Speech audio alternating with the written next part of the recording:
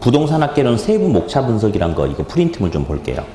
그래서, 어떤 것들이 있는지 볼 건데, 막 이렇게 귀담아 들으려고 하지 말고요. 그냥 한번 들어보는 거예요, 들어보는 거. 예. 먼저 이제 부동산학 총론이란 게 큰 1번이 있는데, 요거는 이제 그 부동산이 무엇이면서, 부동산학은 어떤 성격을 가지고 있고, 또 이제 부동산의 뭐 무슨 개념, 뭐 특성, 뭐 이런 것 등에 대해서 이야기할 텐데, 오늘 이제 본 수업 때 이 부분 다룰 거고요. 근데 시험에 이제 항상 두세 문제가 나오는데, 이제 뭐, 난이도는 전부 다 하, 그리고 100% 기출문제 중심으로만 문제가 이제 구성이 됩니다. 다음. 큰 2번 보니까 부동산 경제론하고 부동산 시장론이 있는데, 묶어서 거의 10문제 가까이 출제가 돼요, 여기서. 예. 그래서 첫 번째 이제 수요 공급이 있어요. 수요와 공급이. 예. 어디? 수요. 공급. 네. 뭐 이제 학생들이 제일 싫어하는 용어 중에 하나가 수요 공급이에요. 수요 공급. 네. 근데 이제 뭐 사실 뭐 아주 어렵거나 그렇진 않은데, 자, 수요란 사람은 뭐 영어로 이제 demand에서 D라고 써주는데, 돈을 줄 테니까 물건 주세요라고 요구한다 해서 이제 수요, demand D라고 하고요. 공급은 supply S. 돈을 받고 물건을 제공을 해주겠다. 이게 공급이에요. 그러면 어디? 가격이란 게 있는데, 가격. 예. 물건의 가격이 있어요. 가격이 상승하면 사람들이 좋아할 것 같아요? 싫어할 것 같아요? 가격이 상승하면. 사람마다 달라요. 사람마다. 네. 이자율, 자. 은행도 있고, 차입자도 있어요. 이자율이 상승하면 좋아해요, 싫어해요? 그래요. 우리 학계론이 사실 어려운 건 아닌데, 우리는 이제 그 우리가 이 부동산이라는 시장 속에서 우리 살아가는 이야기를 풀어주는 게 학계론이라고 그랬죠.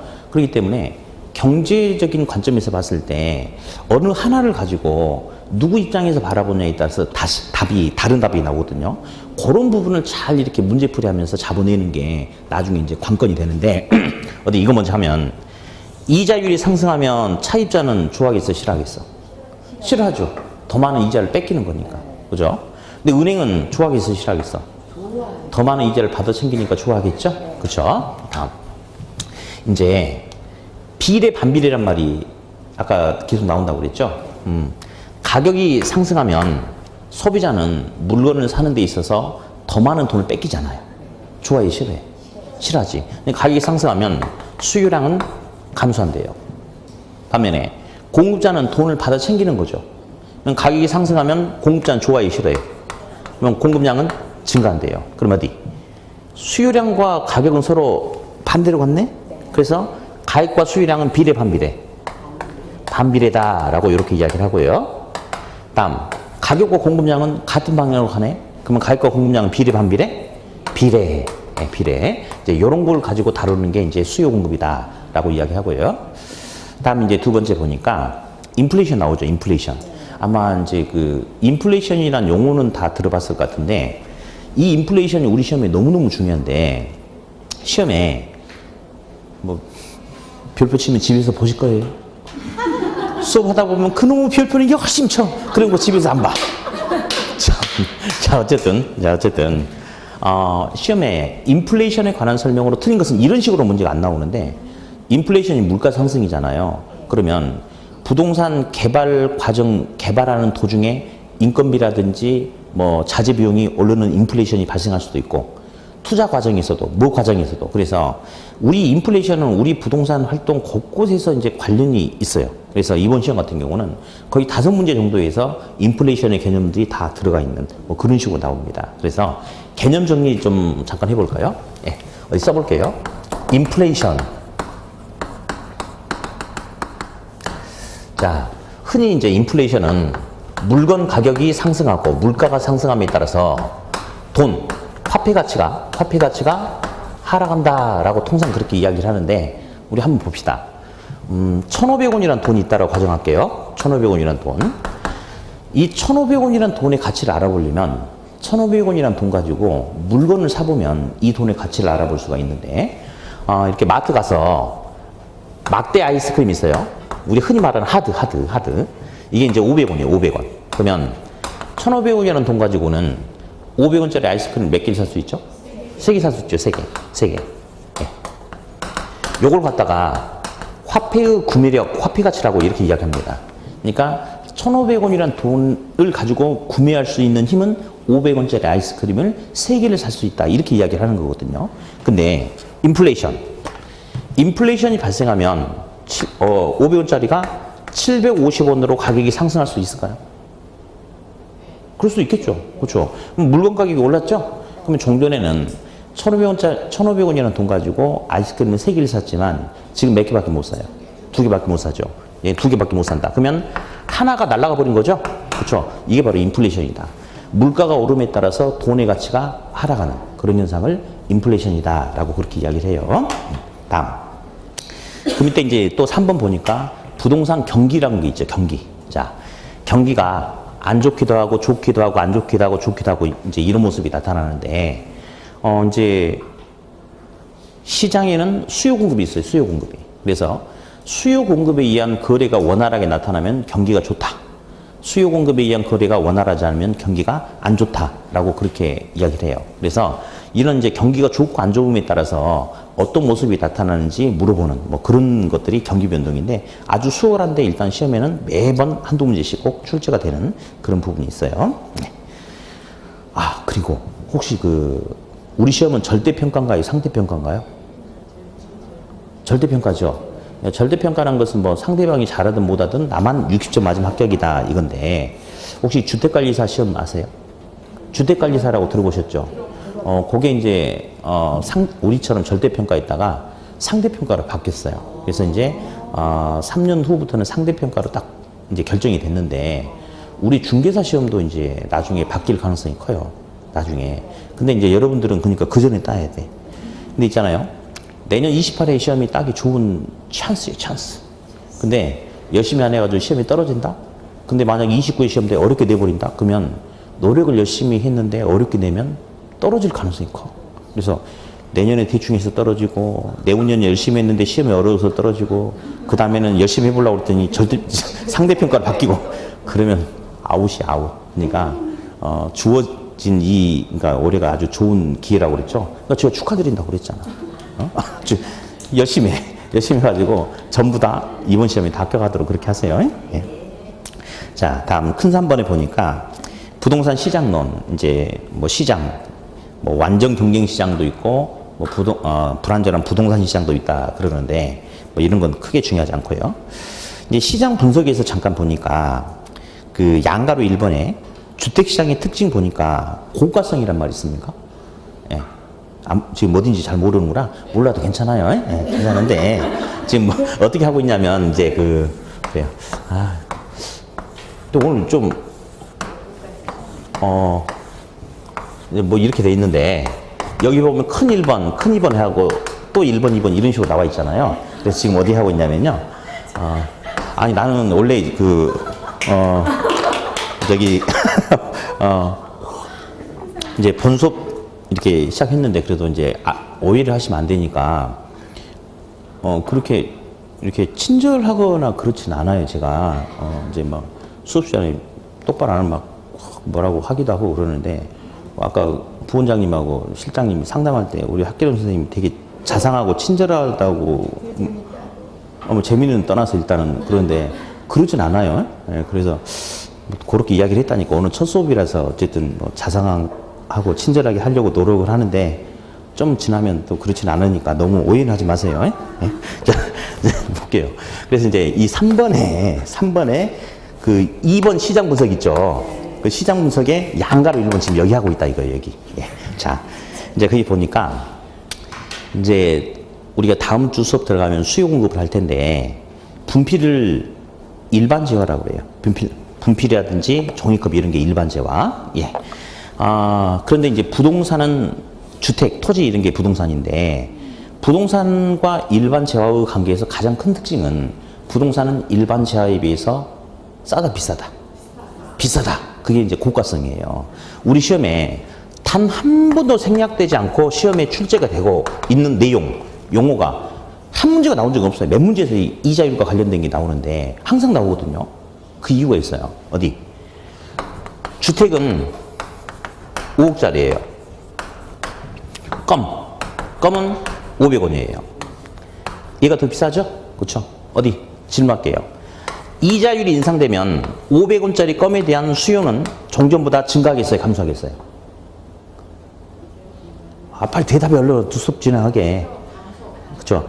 이자율이 상승하면 500원짜리 껌에 대한 수요는 증가한다, 감소한다?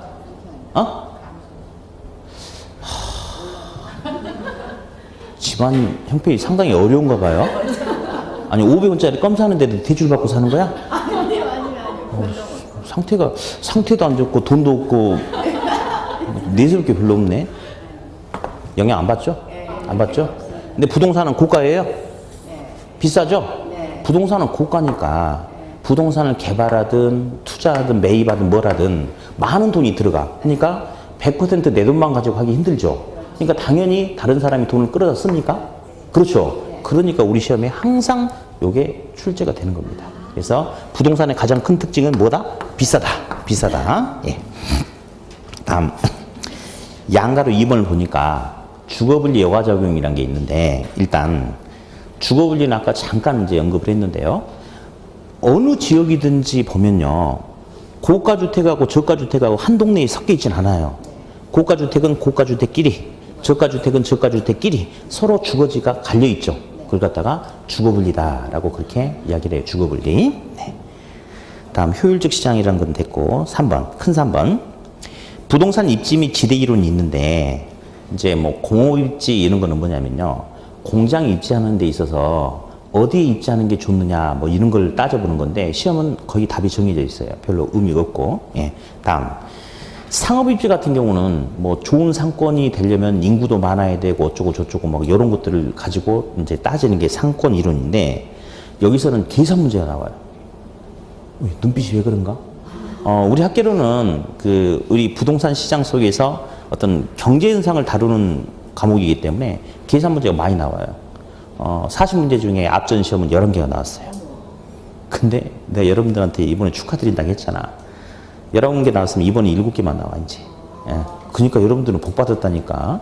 그래가지고 이번 28회 때 시험이 떨어지면 내년에는 29회 시험 준비하려면 11개 계산 문제를 풀어야 돼. 그러니까 이번에 합격하세요. 예? 이번에. 네, 그래요. 그래서 이제 계산 문제 나오는데 쉬워. 그래서 해보자가 아니야. 그냥 들어봐요. 이것만 이해하면 풀 수 있거든요. 동전이 있죠, 동전은 앞면과 뒷면이 있는데 어디 동전을 던졌을 때 동전의 앞면이 나올 수 있는 확률은 몇 분의 몇이죠? 3분의 1이라고 대답하시는 학생도 있어요. 동전을 던지면 앞면이 나올 수도 있고 뒷면이 나올 수도 있고 옆면이 나올 수도 있다. 이거는 최순실 같은 어떤 무당 쪽 신기가 있는 사람은 동전 던지면 쓰겠지만 보통 사람들은 이렇게 되지 않고 2분의 1이 되겠죠. 그럼 이제 확률에서 2분의 1이라는 것은 분모가 의미하는 것은요. 사건의 경우의 수를 말해요. 두 가지 경우가 나타날 수 있나요? 그러면 동전을 던지면 동전의 앞면이 나타나는 경우와 뒷면이 나타나는 경우 두 가지 경우가 나타날 수 있죠. 그 중에서 우리가 찾고자 하는 것은 뭐예요? 무슨 면? 앞면이 나타날 수 있는 확률. 그러니까 두 가지 경우 중에 한 가지를 물어본다 이거죠. 그래서 2분의 1이에요. 이 개념 이해하시겠어요? 그럼 문제 풀 수 있어요. 예. 특별한 게 없어. 특별한 거. 근데 이제 우리 시험은 루트도 시험에 나와. 루트 하세요, 루트? 루트. 이것도 시험에 나와. 예. 왜? 나온다니까요. 루트 1은 얼마일까요? 그냥 1이야. 예. 루트 2는 얼마죠? 1점. 이거 안 나옵니다. 왜 안 나오는지 아세요? 우리는 계산했는데 답이 무조건 떨어져야 되거든. 근데 루트 2 1.414 어쩌고저쩌고 해버리면 답이 안 떨어지는 거야. 안 나와. 어디? 루트 3 얼마예요? 이거 나오겠어, 안 나오겠어? 안 나와. 답이 안 떨어지거든. 그러면 이제 루트 4는 나오겠어요, 안 나오겠어요? 나오죠. 이 얼마죠? 2죠. 루트 5 나올까, 안 나올까? 6, 7, 8 다 안 나와요. 그 다음 뭐 나올까? 루트 9. 예. 루트 4하고 루트 9만 나와. 루트 9는 얼마야? 예. 그래서 루트가 시험에 나오긴 나오나 밖에 나가서 루트도 나온다 이런 소리 하면 안 돼. 딱 두 개만 나와, 두 개만. 루트 4는 얼마? 2. 루트 9는? 끝. 거기만 나와. 대신에 이제 어쨌든 우리는 집에 가서 이렇게 하세요. 루트도 배운다라고만 하시고 어떻게 나오냐 그러면 그건 물어보지 마라 그래. 그냥 루트가 나오긴 하는데 많이 하려고 하면 다치니까 거긴 물어보지 마라 그래. 그래서 루트 4하고 루트 9만 나와. 루트 4는 얼마? 2. 루트 9는 3. 끝. 예, 그 정도. 네. 다음. 양가로 3번 보니까 지대 이론 및 도시구조 이론이라는 게 나와요. 예. 되게 좀 재밌어. 그러니까 저도 이제 부동산학을 이렇게 대학원 때 전공하고 그랬으니까 좀 이렇게 재밌게 이야기를 많이 해줄 수 있는데 이야기를 하면 안 돼. 왜냐하면 시험 문제는 딱딱 나오는 데가 정해져서 3문제씩. 그러니까 뭐 이런저런 소리는 하면 안 되고 요거는 뭐 저걸 뭐 하고 딱 끝내는 게 이제 지대 이론인데 어쨌든 지대란 게 뭐냐면요. 지대가 뭐냐면 토지 임대료를 지대라고 그래요. 토지 소유자를 지주라고 그래. 지주. 들어보셨죠? 그러면 토지 소유자는 자기 토지를 우리 흔히 말하는 게 소장농 임차인에게 빌려주지 않습니까? 그러면 토지 임대료 받죠. 토지 임대료를 지대라고 해요. 지대. 예, 지대. 요 소리 좀 한번 할게요. 그러니까 지금 11월달, 12월달은 여러분의 그릇이 이것밖에 안 된다고 그랬어요, 지금. 그러니까 제가 체계적으로 강의를 해줘보면 오히려 안 좋다니까. 그러니까 농담처럼 흘려들어. 대신에 나중에 전부 다 써먹는 내용이에요. 어디? 주유소 기름값 있죠. 뭐죠? 근데 이제 이런 말이 있어요. 주유소 기름값은 토지 가격하고 비례한다 이런 말이 있어요. 그럼 보니까요. 저희 아버지도 저기 나주에 계시는데 나주에서는 휘발유가 1리터에 1,300원이에요. 근데 강남 한복판에서는 1리터에 1,900원이죠. 실제 그렇죠. 지금 2,000원 넘기도 하고 그래요. 그러면 똑같은 휘발유인데도 불구하고 나주에서 파는 휘발유는 1,300인데 강남에서 파는 휘발유는 1,900원이다. 그 이유는 있잖아요. 휘발유라는 품질이 달라서 그런 게 아니고 예, 땅값. 토지 임대료가 나주는 싸니까 예, 휘발유 가격에다가 조금만 붙여서 팔아먹어도 되는데 강남 이런 데는 비싸지 않습니까? 땅값이. 그러니까 땅값이 비싸니까 휘발유에다가 예, 임대료 영향을 많이 반영해서 비싸게 팔아먹는 거예요. 그래서 물건 가격은 땅값, 지대하고 비례한다. 나중에 그거 가지고 풀어줘야 될 게 하나 있어요. 그냥, 주유소 기름값은 땅값하고 비례한다. 이 소리만 듣고 넘어가면 돼. 예. 자꾸 적지 말고. 집에서 공부할 거예요? 공부 안 하게 생겼는데. 예. 예. 자, 그냥 들어. 그냥 편안하게. 사실 학원 나온다는 자체가 편안하진 않은데, 그래도 재밌게 해야 돼. 자, 큰 사본 보니까 부동산 정책론이 나와요. 정책. 정책이란 것은 정부가 시장에 개입하는 게 정책이에요. 만약에 시장에 어떤 문제가 생겼다. 그러면 그 문제를 올바르게 잡아주려고, 개선하려고, 해결하려고 개입하는 게 정책인데, 어디? 성공의 반대가 뭘까요? 실패죠. 자, 처음에 이제 공부를 하면, 우리 부동산학개론이라는 과목을 학생들이 되게 어렵게 생각을 해요. 맞아, 사실 어려워. 학문이니까. 근데 저랑 수업하면 어렵지 않아요. 근데 이제 대신에 첫 시간에 제가 부동산학개론은 물론 학문이지만 우리 사람 살아가는 이야기라고 그랬죠. 예. 그러니까 이제 편하게 받아들이면 돼. 편하게. 그러면 성공의 반대는 실패겠죠. 실패. 예. 실패가 있는데 총 3가지가 있어요. 시장 실패란 게 있고 정부 실패란 게 있고 시험에 나오진 않지만 엄청나게 중요한 실패가 하나 있는데요. 일단 놔두고. 자, 시장 실패는 뭐 책에 보면 뭐 시장이 뭐 제 기능을 발휘하지 못해서 효율적인 어쩌고저쩌고 막 나와. 근데 필요 없어요. 시장이 실패하면 시장 실패야. 그렇죠? 시장이 제대로 못하면 무슨 실패?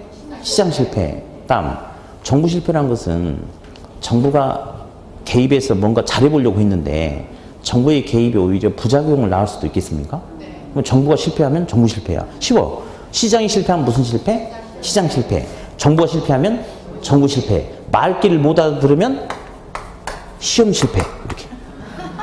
3대 실패가 이렇게 있어요. 어떻게 제일 가슴 아파요?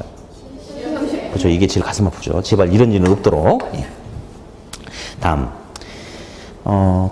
3번 보니까 임대주택 정책이라는 게 있어요. 임대주택 정책. 자, 우리 부동산 학개론에서는 사람을 무조건 돈 가지고 구분합니다. 돈 가지고 구분해요. 그래서 돈이 많아서 주택을 구입할 능력이 충분하게 가져진 사람을 고소득층 또는 중산층 또는 주택을 살 수 있는 능력이 되는 계층, 주택 수요 계층이다라고 불러주고, 주택을 구매할 수 있는 구매 능력이 낮은 저소득층, 서민을 주택 소유 계층이다라고 이야기합니다. 그래서 주택 수요하고 주택 소유라는 용어도 종종 시험에 나오는데, 자, 그러면 주택을 구매할 수 있는 구매 능력이 충분한 사람이 누구라고요? 주택 수요 계층, 고소득층. 주택 구매할 수 있는 능력이 부족한 사람은 주택 소유 계층, 저소득층이다 라고 이렇게 이야기해요. 그러니까 충분한 능력이 있는 사람은 수요 계층, 예, 능력이 부족한 사람은 소유 계층. 그렇죠? 그럼 여러분들은 지금 지식 수요 계층이에요, 지식 소유 계층이에요? 오, 잘 알고 있구만. 지금은 지식 소유 계층이야. 근데 이게 열심히 해서 결국 뭐로 바뀌어야 돼? 지식 수요 계층으로 바뀌면 학교 갈 수 있어요. 예? 근데 끝까지 안 바뀌는 학생도 있고 그래. 자, 이제 볼게요. 그러면 임대주택 정책이 있어요. 분양주택이 아니고요. 임대주택 정책이래요. 물론 장기전세 시프트주택 보증금 막 2억 이런 것도 있고 그래요. 물론. 근데 우리 시험은 국가에서 치르는 시험이잖아요. 그러니까 약자, 저소득층을 배려한 뭔가 풀어주는 게 그렇게 풀어주는 거거든요. 그러면 임대주택 정책의 주된 대상자는 고소득층이겠어요, 저소득층이겠어요? 당연히 이 사람들이 주된 대상자가 됩니다. 그러면 어디? 이 사람들을 위한, 그러니까 우리 분양가 상한제도 혹시 들어보셨죠? 그렇죠. 뭐 분양 정책이든 임대주택 정책이든 저소득층 서민들을 대상으로 하는 정책은 오답이 제일 잘 나오는 게 이겁니다. 시장 가격보다, 가격을 통제할 때 시장 가격보다 높은 선, 낮은 선. 그렇지, 당연히. 근데 당연히 시장 가격보다 낮은 선에서 가격을 통제해 줘야지 이 사람들의 주거비 부담이 줄어들지 않겠습니까? 근데 시험에 오답이 제일 많이 나오는 게 분양가 상한제든 임대료 상한제든 현재 시장 가격보다 높은 선에서 가격을 통제해야 된다. 말 돼야 안 돼요? 말 안 되는 거죠. 그런 것들이 시험에 아주 잘 출제가 됩니다.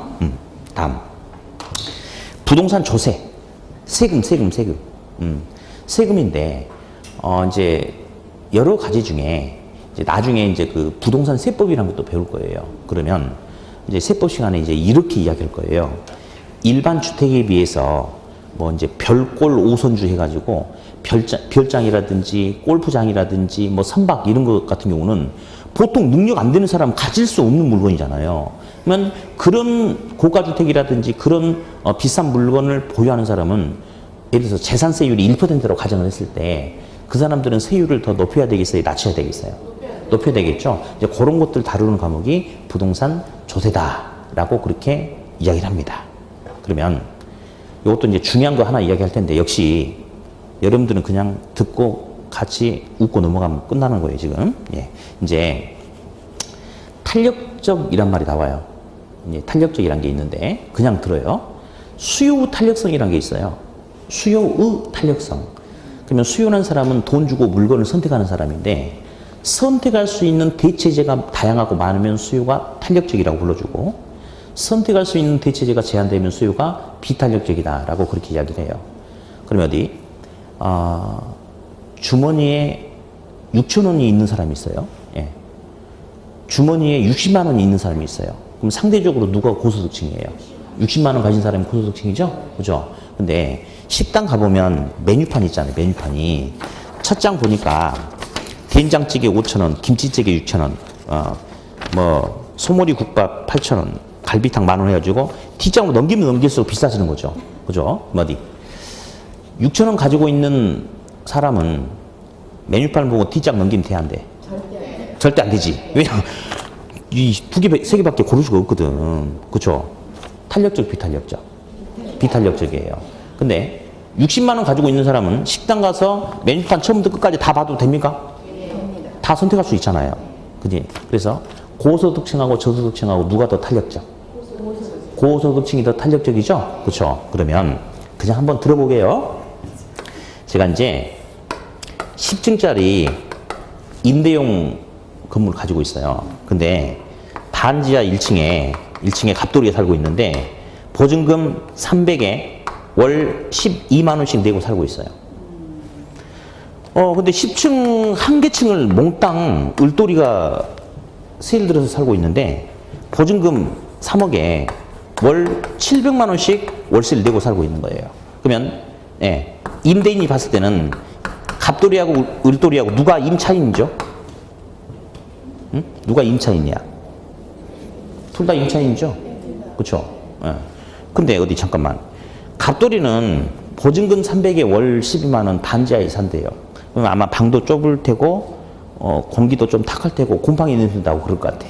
그러면 갑돌이가 이 반지하 방에 사는 이유는 갑돌이는 원래 곰팡이 냄새를 사랑해서 좁은 데를 좋아해서 돈이 없으니까 그런 거죠. 탄력적, 비탄력적? 비탄력적이죠. 을돌이는 보증금 300에 월 700씩 내고 살고 있대. 요 정도 금액이면 우리 지역에서 웬만한 주택은 다 들어갈 수 있지 않나요? 그러면 대치수단이 되게 많죠. 탄력적, 비탄력적? 탄력적이죠. 그렇죠? 우리 살아가는 데 있어서 돈은 중요합니다. 돈 중요해요. 볼래요? 둘 다 임대인한테 월세를 내고 있는 임차인인데 임대인은 갑돌이를 대할 때 막대합니다. 막대하죠. 왜냐? 임대인이 갑돌이한테 어이 갑돌이 사람 보면 인사를 똑바로 하고 다니고 뭐 괜히 시비도 걸기도 하고 야 너는 말이야 집 앞에 쓰레기 싸놓고 그래 너 똑바로 안 할 거야. 갑돌이는 지금 공짜로 살고 있는 거 아니거든요.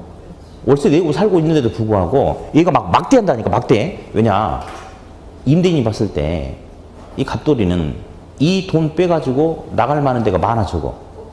적죠. 비탄력적이죠. 그러니까 막대해버린 거야. 막대해버려. 그러면 살아가는 데 있어서 비탄력적이면 유리하다, 불리하다? 불리하죠? 거기까지만. 다음. 근데 그 을돌이를 대할 때는 완전히 달라요. 다르죠. 왜냐면 을돌이 보세요. 한 달에 임대인한테 월세를 700을 갖다 주는 슈퍼 고객, 슈퍼 임차인이야. 슈퍼 임차인. 만약에 임대인이 을돌이 보고 어이 왜 인사도 않고 다니는 집주인 보고 이러면 을돌이 뭐라고 할까? 뭐 장난하? 미친 거 아니에요? 그럴 수도 있죠. 그러면 얘한테 찍소리 해 못해?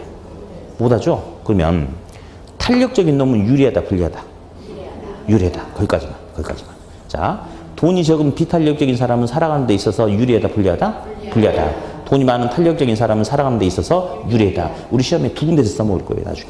두 군데서. 그냥 그렇게만 들어. 지금 많이 공부하면 안 되니까.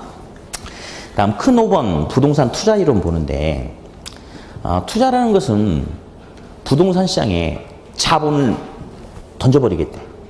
낚시한다 이거지. 돈 던져놓고 나중에 끄집어 올려가지고 뭔가 더 많은 이익을 가져가려고 하는 그런 행위를 이제 투자다라고 그렇게 불러줘요. 그러면서 이제 위험과 수익이란 말이 있는데 위험과 수익 한번 써볼까요? 투자는 돈 벌려고 하는 거예요. 근데 위험과 수익이다. 수도. A란 부동산에 투자한다면, 자, 우리가 배우는 투자 이론은 현재 시점에서 이 부동산을 산다면 사게 된다 면이에요. 현재 시점에서 부동산을 산다 면이거든요. 아직 부동산을 샀어요, 안 샀어요? 안 샀어요. 산다 면이래요, 산다면. 그러면 한번 이것 한번 해볼게요. 시장 가치란 말이 있고, 투자자가 느끼는 투자 가치라는 게 있는데, 자, 시장 가치가 10억이다. 이게 이제 무슨 말이냐면요. 시장 가치란 것은 현재 시장에서 교환될 수 있는 교환 가치래요.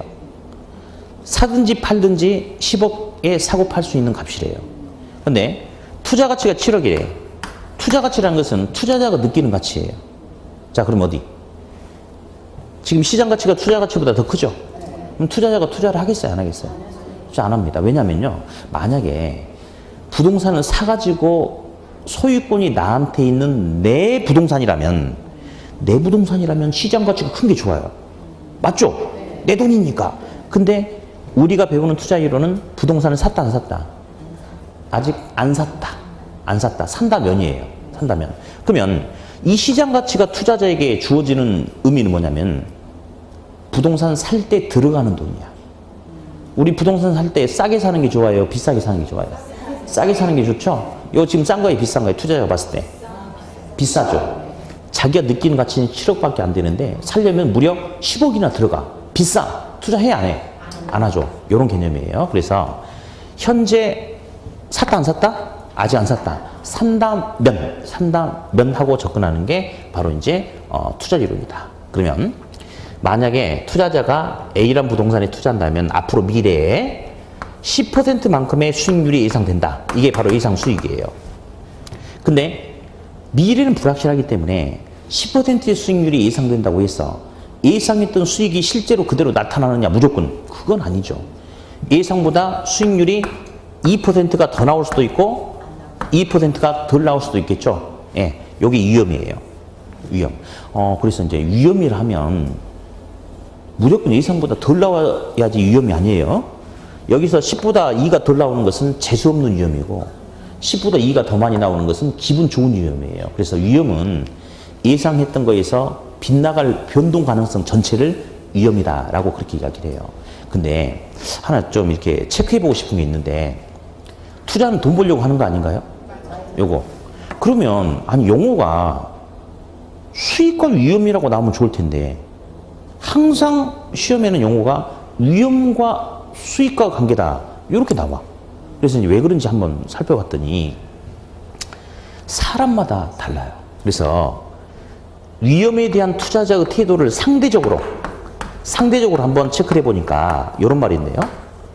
위험, 혐오형 투자자다라는 게 하나 있고 위험, 선호형 투자자다 요게 있어요. 두 가지가 있는데 자 위험, 혐오형 투자자는 말이죠. 그러니까 뭐 이런 거예요. 이 사람은 위험이 싫대. 이 사람은 얘도 위험이 싫대. 어떤 투자자가 위험을 좋아하겠어? 다 싫어하지. 대신에 사람마다 성향의 차이는 좀 있어요. 그래서 얘는 어떤 식이냐면 위험이 싫으니까 위험이 작다면 수익이 작더라도 나는 기꺼이 받아들이겠다. 이런 식이래요. 덜 먹더라도 안전하면 좋겠다. 뭐 이런 식이래요. 조심조심 이렇게. 근데 위험 선호형 투자자는 말이죠. 위험을 좋아하는 게 아니에요.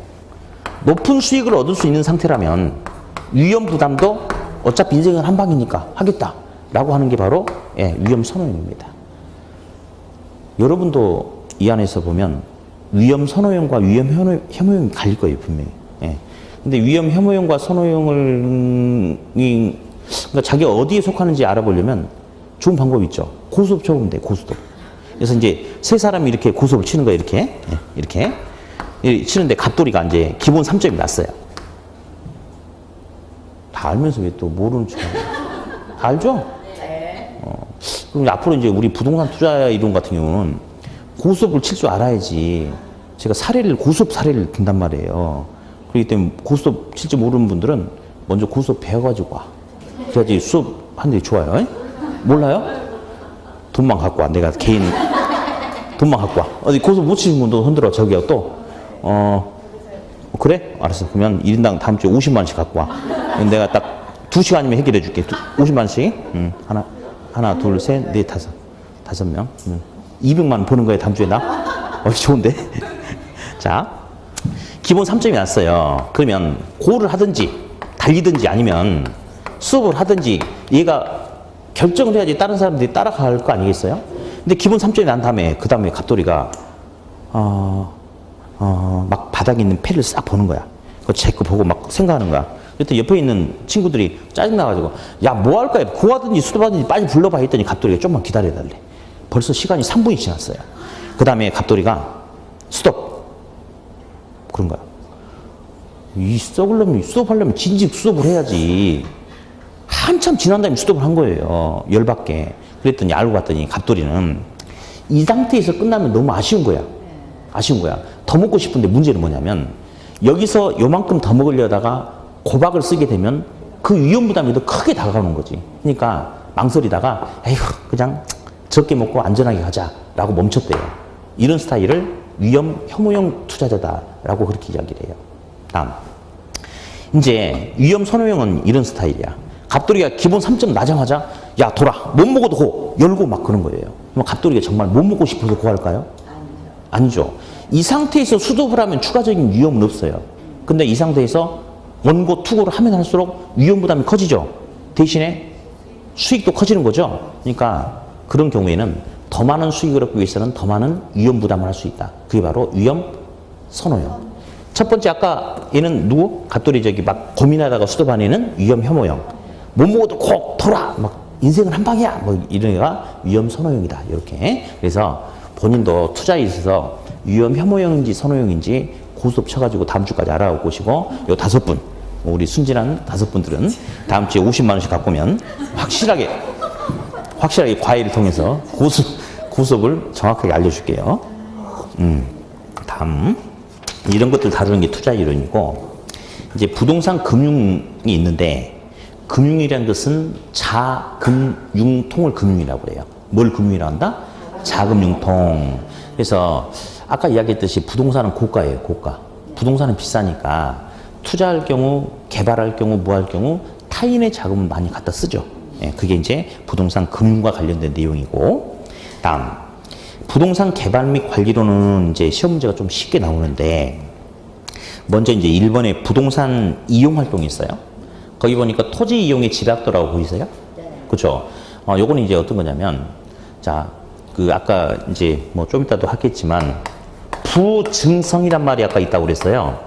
토지의 물리적인 양은 더 이상 증가시킬 수가 없대요.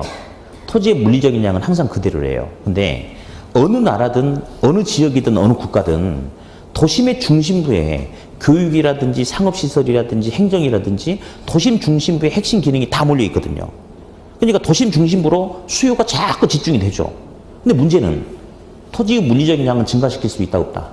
없다. 그러면 도심 중심부는 토지의 물리적인 양은 그대로인데 자꾸 수요가 증가함에 따라서 땅값이 상승하겠어요?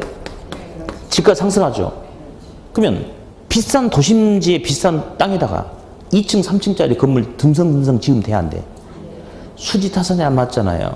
그러니까 막 10층, 15층, 20층 고층 건물들이 빼곡하게 들어서 있습니까? 숨이 막힐 정도로 그런 경우를 모여있다 해서 집약적 이용이라고 해요. 집약적 이용. 그래서 도심 지역은 일반적으로 집약적인 토지 이용이 나타난다. 그 지문이 좀 시험에 잘 나옵니다. 예. 어쨌든 들으면 또 오시고. 다음. 부동산 개발, 뭐 관리 및 마케팅 있는데 마케팅 파트도 이제 잠깐 한번 들어보면 마케팅이란 용어는 들어봤을 거예요. 용어. 예. 근데 이제 어디 마케팅 써볼까요?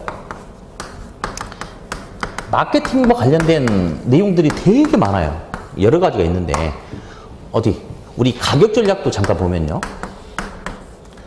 뭐 시가 전략도 있고 가격 신축 전략도 있고 뭐 이런 게 있는데요. 시가란 말은 아마 들어봤을 것 같아요. 시가. 예. 요즘 현대 기아 자동차가 순환시대라고 하죠. 판매량이 많이 줄었다고 하지 않습니까? 그래서 이제 그 현대 자동차도 2016년형 그랜저가 9월 달까지는 1,000만 원이었으면 10월 달부터는 7%인가 할인해서 팔고 있잖아요. 별로 관심이 없군요. 주로 외제차를 타고 다녀서.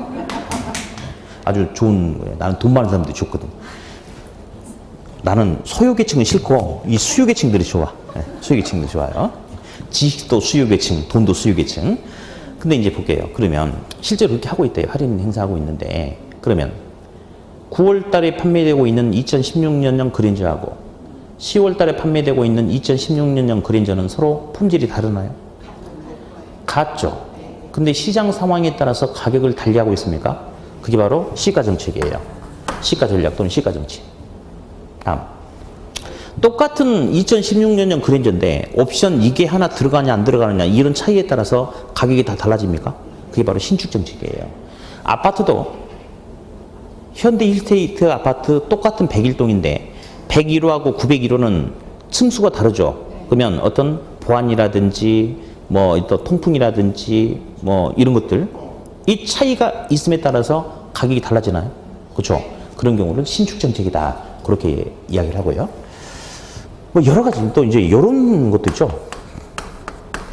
줄 서시오 마케팅. 요게 이제 요즘에는 좀 덜하는데 되게 많이 써먹었던 전통적인 전략인데, 우리 모델하우스 있죠, 모델하우스. 모델하우스가 있으면 썰렁한 것보다, 요즘에는 뭐 인터넷 창업도 많이 하고 그러긴 하지만 어쨌든 줄 이렇게 많이 서 있으면 사람들이 저기 뭐 돈 되나 보다. 돈이 안 되면 저렇게 사람이 모여 있을 리가 없다. 이렇게 하는 거죠. 그래서 요즘에는 좀 이런 게 적지만 옛날에는 줄 서 있으면 3분의 1 이상이 누군지 알죠? 알바. 알바를 박아놔야 돼, 이렇게. 박아놔야 돼. 그래야지 사람들이, 뭐 돈이 되나 보다 하고 줄을 같이 쓰는 거야. 그럼 줄을 쓰면 원래 이런 말이 있어요. 물과 사람 모인 대로 모인다고. 그러다 보니까 줄을 쓰면 또 다른 사람도 저기 돈 되나 보다 하고, 나도 줄을 안 쓰면 손해보는 느낌? 이런 식으로 하려고 하는 뭐 이런 전략도 있고, 다음에 이제 심리를 자극하는 그런 마케팅 전략도 있고 그래요. 이제 뭐 여러 가지 중에 우리는 부동산이니까 LG 자이 아파트 있죠, LG 자이. 네. 그 자이 아파트 모델 하면 누가 제일 먼저 떠올라요? 이영애. 이영애가 나이가 40대 후반이죠. 네. 그죠. 근데 여전히 이뻐요. 여전히. 옛날에도 이쁘고 여전히 이쁘고 그랬는데, 앞으로 언젠가는 할머니가 되겠지. 자, 근데 있잖아요. 이영애가 20대 때 LG 자이 아파트 모델로 나왔는데, 그 당시, 이 아파트 광고 업계가 발칵 뒤집혀 버렸대요. 왜 그랬냐면, 한 20년 정도 전만 해도 사실은 이렇게 20몇 년 전만 해도 이 주택이라는 자체는 그냥 뭐 인간에게 어떤 편안함을 주고 편리하다 뭐 이런 식의 접근만 했다 이거지. 그러니까 모델들도 보면 좀 이렇게 남자들도 중선, 뭐 중후한 어떤 여자도 뭐 이렇게 어맹란처럼 뭐 이렇게 포근한 엄마의 이미지, 편안함 이런 것만을 강조했는데 갑자기 피덩이가 나온 거예요. 그 당시 모델 업계에서는. 깜짝 놀란 거야. 근데 와가지고 한 것도 없어, 별로. 그냥 드레스 입고 요염한 자태로 뭐 약간 15대를 딱 들고 이렇게 그냥 지나가는 거야. 그러면서 이제 LG 자이 아파트에 이영애가 있는데 편안하다, 편리하다, 포근하다가 아니고 아름답다라는 걸 강조를 한 거예요. 아름답다. 그러면 보면 남자가 가장이잖아요. 근데 남자는 이제 집에서 이제 큰 소리를 치는데, 근데 돈을 지출함에 있어서 결국 이제 얼마 안 되는 돈 가지고 의사결정을 남자들이 하고, 주택은 큰 돈이 들어가죠. 이건 주부들에 의해서 결정이 돼요. 그러니까 주부들을 겨냥하는 거예요. 주부들을. 물론 이제 남자들도 보니까 이쁘긴 이쁘지. 근데 주부들한테 뭘 자극해버리냐면, LG 자이 아파트 들어 살면 아름답게 살 수 있다 라는 걸 주부를 자극하는 거예요. 근데 사실은 사기죠. 이영애가 LG 자이에 있어서 아름다운 거예요? 원래 아름다웠어요? 원래 아름다웠지 뭐 사실은. 근데 그런 마케팅 전략을 써가지고 대박을 쳤던 그 이후로 또 바뀌어버린 거예요. 이제 완전히 이제 그렇구나. 단지 그냥 살기 편하다, 편리하다 이게 중요한 게 아니고 아름다운 삶을 살 수 있다, 이런 트렌드로 바뀌어버린 거예요. 이게. 그래서 이제 이런 것들을 다루는 게 마케팅인데, 개인적으로 강의하다 보면 정말 이렇게 아쉬운 부분이 마케팅이에요. 왜냐면 요 부분이 사실은 진짜 나중에 공부 끝나고 나서 뭘 하든지 피가 되고 살이 되고 그런 부분이 사실은 그래. 근데 안타깝게 쉽게 시험 한 문제만 나와. 그리고 시험에 나온 부분이 딱 이런 거 안 나와요. 이게 진짜 우리한테 중요한데 안 나오고, 시험에 나온 부분이 딱 정해져 있어. 그러니까 이게 학교라면 정말 그러니까 저는 개인적으로 이쪽 파트에서 한 5문제가 나왔으면 좋겠어요. 그러면 이런저런 사례도 들어주고 우리 실생활에서 도움이 되는 그런 것들이 충분히 다룰 수 있을 텐데 한 문제밖에 안 나와요.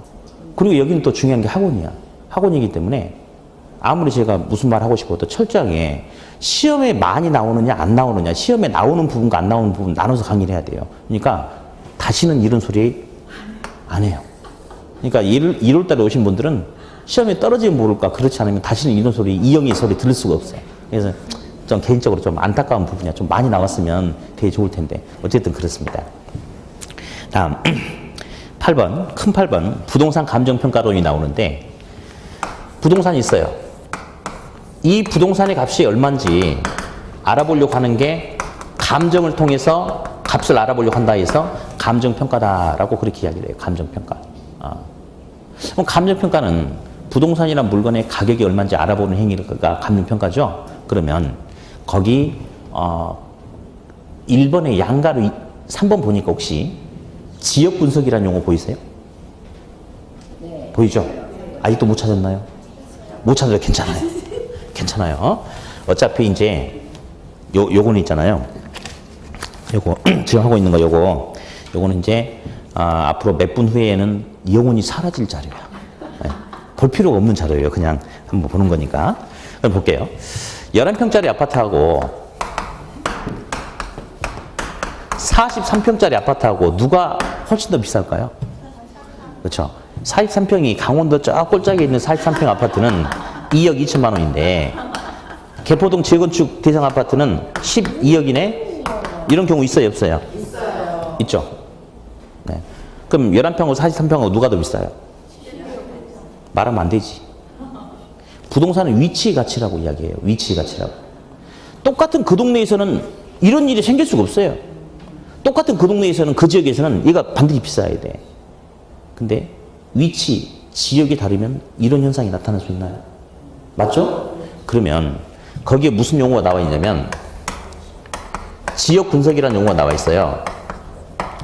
그냥 부동산은 움직이지 않기 때문에 부동산의 가격을 제대로 알아보려면 이 부동산이 속해 있는 그 주변 지역이 어떻게 구성되어 있는지 이게 선행돼야 되지 않을까요? 주변 지역이 어떤 지역인지 알아야지 그를 토대로 이 부동산의 정확한 가격을 알아볼 수 있겠네. 그게 바로 지역 분석이래요. 부동산, 평가하고자 하는 부동산 그 주변 지역이 어떻게 구성됐는지 알아보는 게 지역 분석이래요. 시험에 중요할 것 같아요? 안 중요할 것 같아요? 이거 알아야지 가격을 제대로 알아볼 수 있잖아. 중요하겠죠? 그래요. 자, 어쨌든 이제 이런 것들을 다루는 게 부동산 학개론이다. 라고 이제 이번 시간에 한번 살펴봤고, 어디? 이제 우리 입문서 책이 있죠? 책.